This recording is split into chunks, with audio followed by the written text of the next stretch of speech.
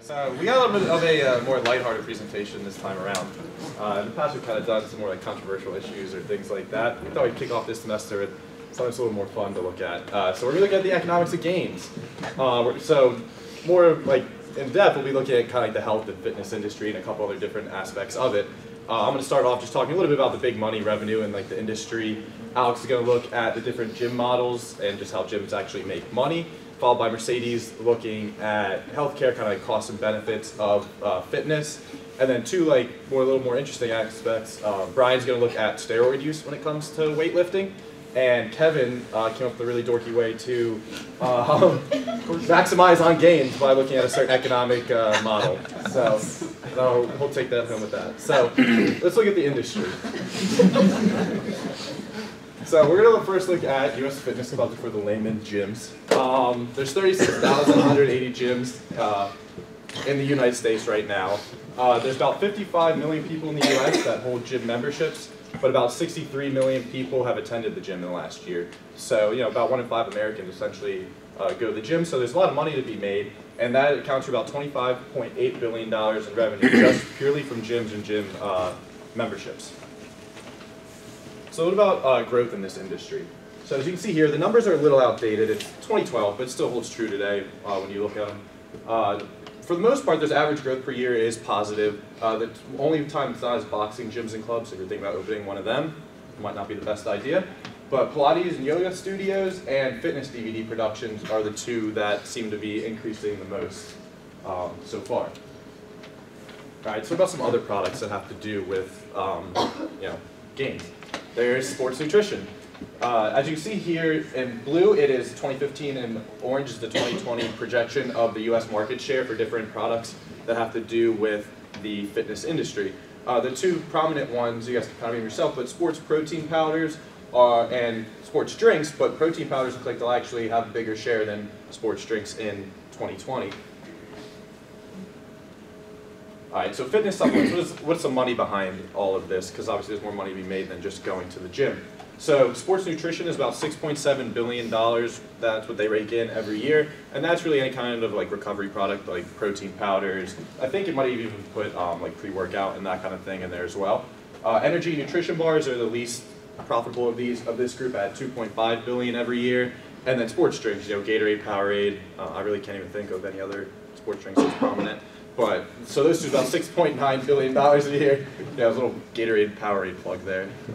Pay me for that. But, so the total there is about $16 billion in revenue. And you add that to what I mentioned earlier, about $25 billion in revenue just from gym memberships. And just these two aspects of like fitness industry, there's $41 billion a year in revenue just here in the United States. So there's a lot of money to be made. And Alex is going to take a quick look at the modern gym and how exactly they do make that money. So in the last decade, there's been a large change in the business model of gyms. So first, we're going to talk about that, then the sociological forces which cause the changes, and then finally, what these gyms look like.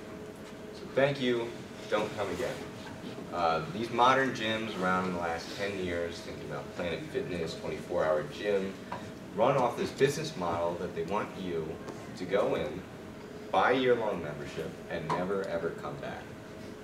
So this is based off of the behavioral economic theory called pre-commitment. So you walk in, they say, hey, would you like a membership for 12 months at this rate? It's lower than the monthly rate. And you say, yeah, I'll probably do that. If I have more skin in the game, I'll definitely go. Get the great beach body, it'll be fantastic. It's not going to happen. So they get you on the year plan, and then you don't go in, and they get all that money. The second thing that they do is monthly memberships. I'm sure you've heard from Planet Fitness. I think it's $10, $20 a month that you pay. You can cancel any time. There's a cancellation fee. So it's your New Year's resolution. You say, okay, I'll buy a couple months. You never go. They just made $80, $90, and it didn't cost them anything.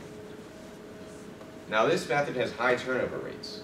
Now if you're not ever going to the gym after 3 or 4 months, you might say, okay, this isn't happening, it's time to be realistic, and you might want to cancel it. So instead, they're offering things that might not be in normal gym hours, pizza dinners, massage chairs, movie nights. So you're going into the gym and you're kind of like, okay, I'm getting some value out of this. Maybe I'll get a couple more months. And this is one of my favorite graphs. So this is the Google search of the word gym over time. You see every February, you get that nice kick. And that's where this pre-commitment bias is coming in. So the American Standard, this is the sociological factors. Now, when we talked a little bit about AI changing jobs, when people move from fields and factories into offices, they stop working out, they stop walking around, and people start getting pretty heavy. In 1975, Forbes estimated that this lost $700 million a year from executives not coming in or not being able to work long hours, just being sluggish. By the late 1980s, 91% of executives were physically active. And the companies pushed this so much that physical fitness became a symbol of being a hardworking employee or of being like a good person almost. So that's definitely led to a rise in gyms. Now the budget gym. On average, these gyms have 5,000 members. The gyms can only hold 300 people at its absolute maximum. So there's a lot of people who have memberships not going.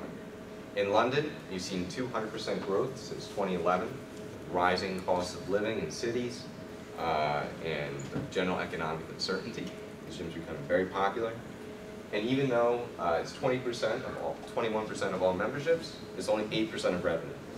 So, to sort of give you an idea about costs and what this business looks like. Next, we're going to look at Mercedes abs.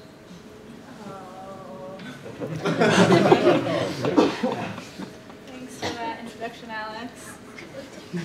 Okay, so I took a look at three kind of completely different things, all relating to healthcare, so some of the costs and benefits of working out, basically. So the costs of being inactive, some economic benefits of promoting physical activity in the workplace, and then finally some disadvantages of being physically active.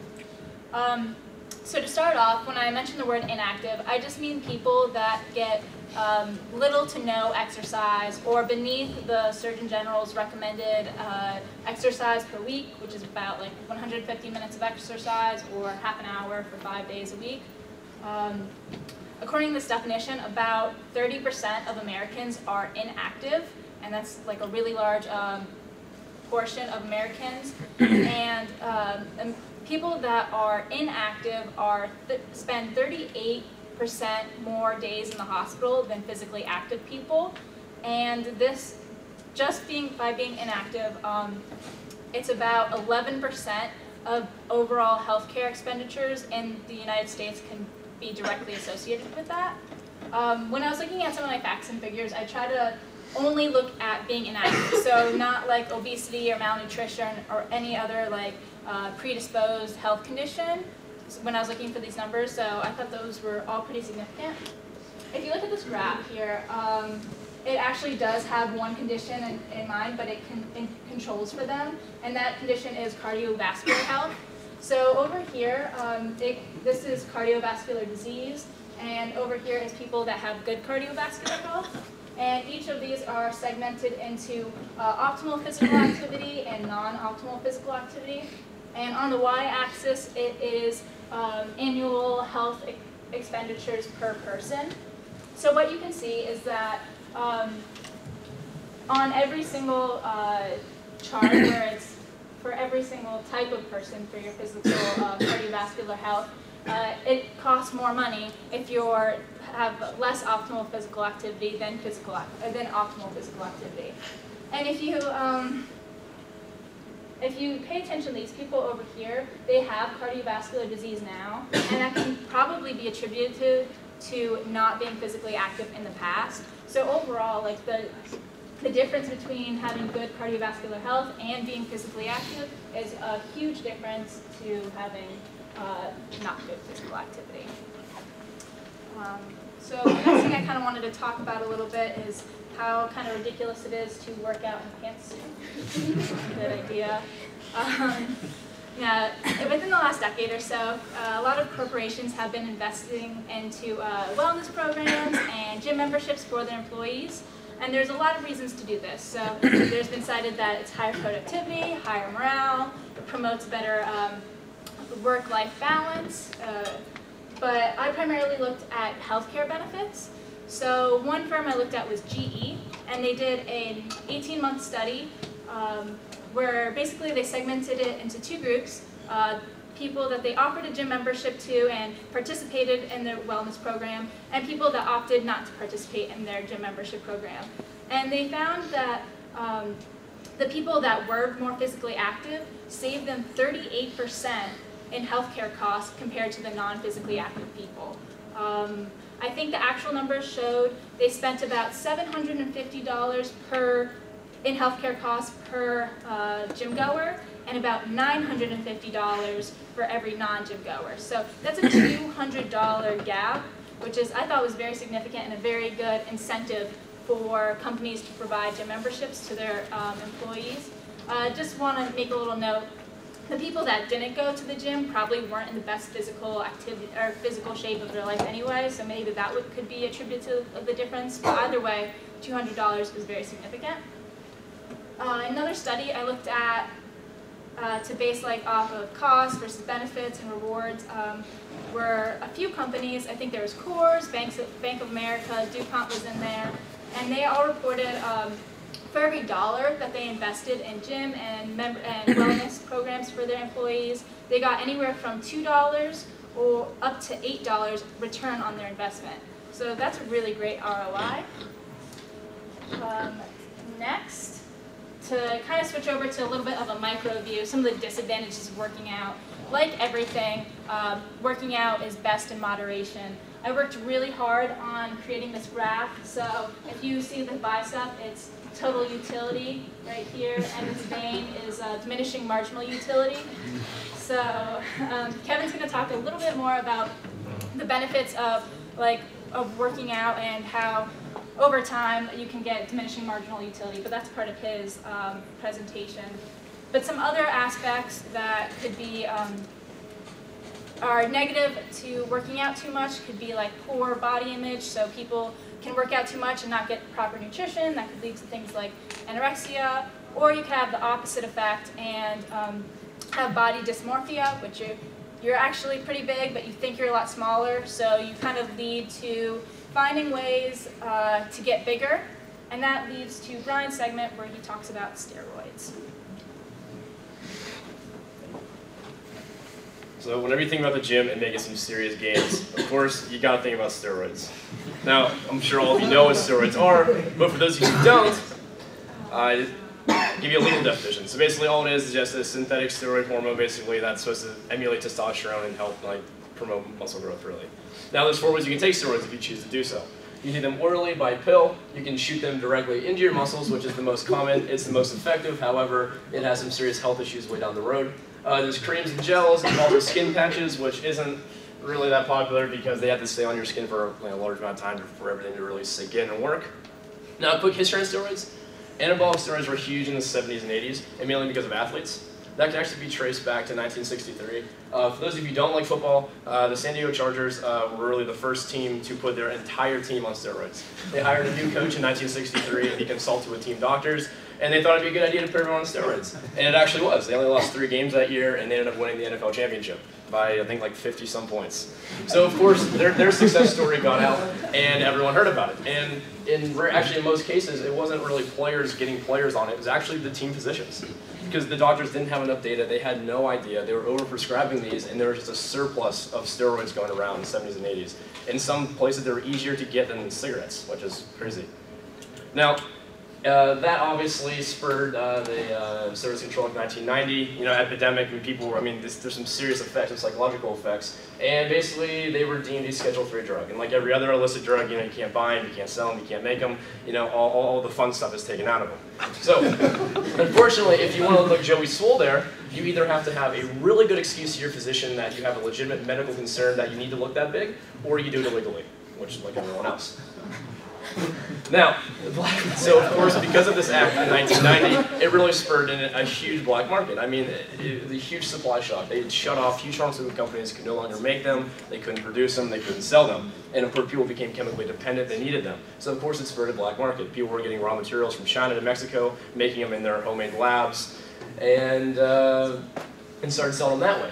Now, because of the internet, your local gym drug dealer, like this man here, has been rendered obsolete. He no longer exists because of the internet and the vast supply of them. Now, because there's a vast supply, there's a huge problem with adverse selection. You have no idea what you're getting, and you have no idea if it even is steroids. And if you think about it, it'd be really easy to sell someone fake steroids. I mean, how would they know if it's working or not? You could just say you're not working out hard enough. You know, you wouldn't know. There's a huge problem with that. Now, I took it upon myself to cost this out for you potential meatheads who do want to do steroids. I found a website that does not sell illicit drugs, but they give you all the information about it, and they have roundabout prices of what you're expected to pay. If you do, you can look at this here, and how much you should take. Now, I decided to cost out the liquid because it's the most it's the most popular and it's the most effective. So you're supposed to take 100 milligrams per milliliter every week or 200 every 2 weeks. And they come in 10 milliliter bottles. You're going to need about 6 orders of those. So if you buy them all in one, it's about like $600-700 if you cost in shipping.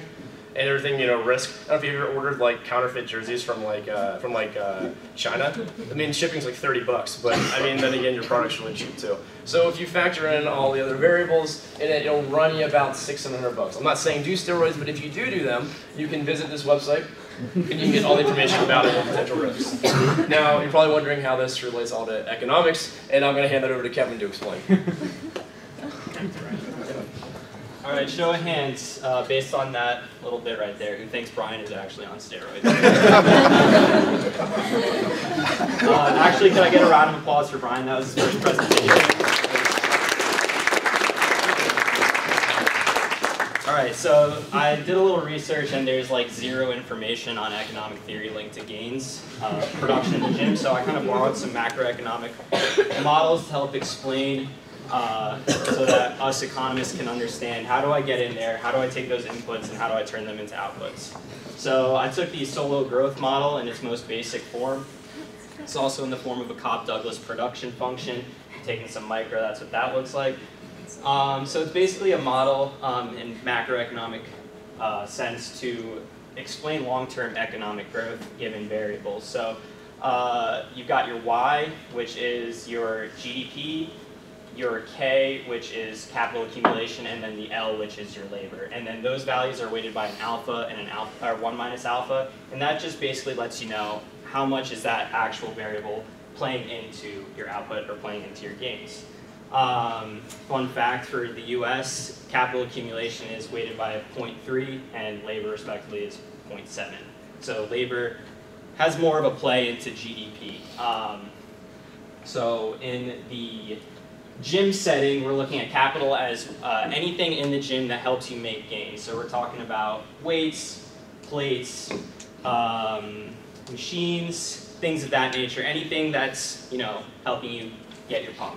And then L is the intensity at which you're working out. So I kept the alpha values as the same, so I said weights don't play as much of a role as your intensity. And those two factors together give you your gains. And this is a good model to help explain it in the most basic sense, but again, as little Anthony says here in the corner, your basic Solow. So we've got a few graphs here that I made in Excel just to show you what the function looks like. So I held the L, or the intensity of the workout, constant and changed your weight. And you can see here that you get a nice smooth function that has diminishing marginal productivity. So can anybody explain what that means in terms of economics? Yeah, Margaret? It would mean the more you work out, like at first you're going to make major gains, but after a while you're just going to stop working. Exactly. So if you've ever gone to the gym, first start out, it hurts at first, but you're making a ton of gains the first couple months. You get to step in there. After a while, you know, you start putting on some serious mass, but you're not doing it at the same rate as what you first started. So that's shown by this, at first, pretty steep slope, but as you increase your capital or your weight, you're not really getting much out of it. And same thing for labor. You can see between the two graphs, you kind of top out once you hit 6, which is like an arbitrary value, at 1.6. But with the labor or the intensity at which you work out, you're getting much more gains in the gym. And that's basically due to that 1 minus alpha value that I showed you before. So labor or intensity at which you work out is more important in the gains at which you make. And then the last graph here is a variable which I haven't shown you yet. That's in the more advanced model we're about to look at. But this is total factor productivity, which is abbreviated as A. And this is basically how efficiently you're using those inputs, that those weights and that intensity in the gym. So this is an endogenous variable. I'm gonna break it down in just a second. Also, there's no diminishing marginal productivity because this is just a coefficient. Okay, now we're into solo with roids. So this introduces that total factor productivity variable, which I just talked about. So your technology pretty much represents steroids. That's where that is introduced into the model. And then efficiency is literally anything that you consume that isn't food. So that could, and by food I mean like to survive. So anything like whey protein, BCAAs, amino acids, pre-workout, vitamins and minerals, etc. That's all in efficiency. And those two terms together kind of help you boost your gains in the gym. If you're not doing any of that, you're still going to see results, but nowhere near the same effect if you were to take those. K and L still remain the same. However, we do introduce another new variable, little h, which is also weighted by 1 minus alpha, and that is your human capital. So in the actual solo model, human capital is kind of like an umbrella term for things that workers bring to the workplace and actually improve their productivity. So this could be something like education. So in the scope of which we're looking at the model, which is the gym and gains, you want to think of things that the actual weightlifter is bringing.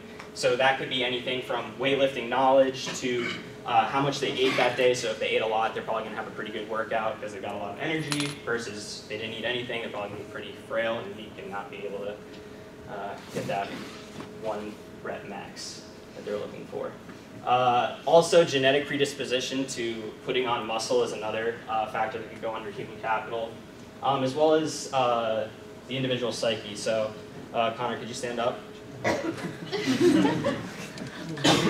Can we give him a round of applause, please?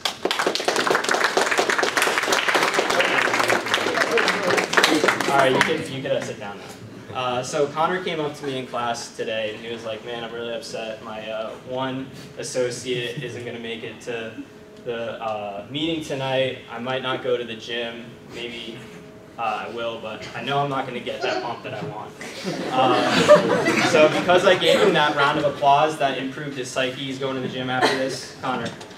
Yes, directly after. Directly, okay. And you're going to rep that 315? What? You're going to rep that 315? 415. Okay. Nice. I went up. Nice. Yeah, so psyche also has a play into it. So yeah, I did a really nice job kind of encompassing everything that goes into making gains and putting it in a nice clean model that really brings the essence out in making gains and how us economists can kind of look at it at that scope. So if you want to come and congratulate me or give me a nice pat on the back after the meeting, I will accept. So with all these things that we talked about, we want to kind of go into a talk with your neighbor, kind of discuss some of these questions in the next couple minutes, and then we'll kind of group back together and see what you guys said. First question, no. All right, well, that's it.